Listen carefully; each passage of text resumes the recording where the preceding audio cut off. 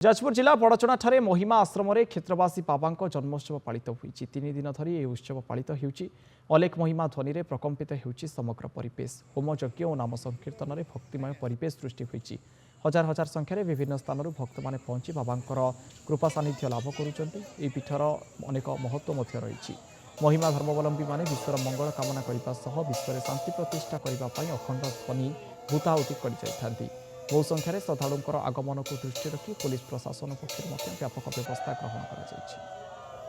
ये पीठर नाम होची सिद्धपीठ। एटी पूज्य सिद्ध क्षेत्र शिवा महोदयंकर समाधि नहीं बाबा ये शून्य होते।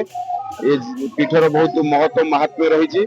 ओडिशार प्रत्येक जिलूर बाबा संस्पर्श जो मैंने आसी बाबा मान शिष्य प्रशिष्य आ बाबा मान जो आशीर्वाद प्रत्यक्ष जो आशीर्वाद पाई से अनुष्ठान प्रति आ बाबा धाम प्रति विश्वास श्रद्धार से सब आसती।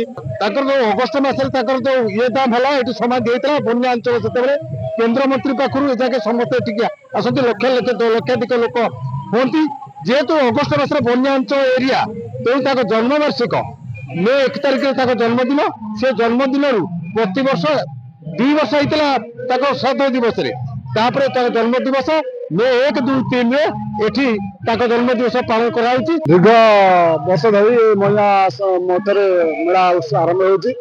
बाबा क्षेत्रमणि दास जे कि जहाँ जन्म ओडिशार पूर्व उपकूल केन्द्रापड़ा जिला हातीना ग्राम 1996 मसीह जन्मग्रहण करते। पायन 2008 मसीह होता से दिन ठार आज पर्यंत महिमा मेला उत्सव पालित होती। श्रृंखला एलाबोरेट पुलिस अरेंजमेंट होती। Sub inspector inspector force constable आम सब सजग अच्छु। आम शांति श्रृंखला सहित करने व्यापक पुलिस व्यवस्था होती। शांति श्रृंखला जनसाधारण को उत्सव को उपभोग करने आह्वान कर।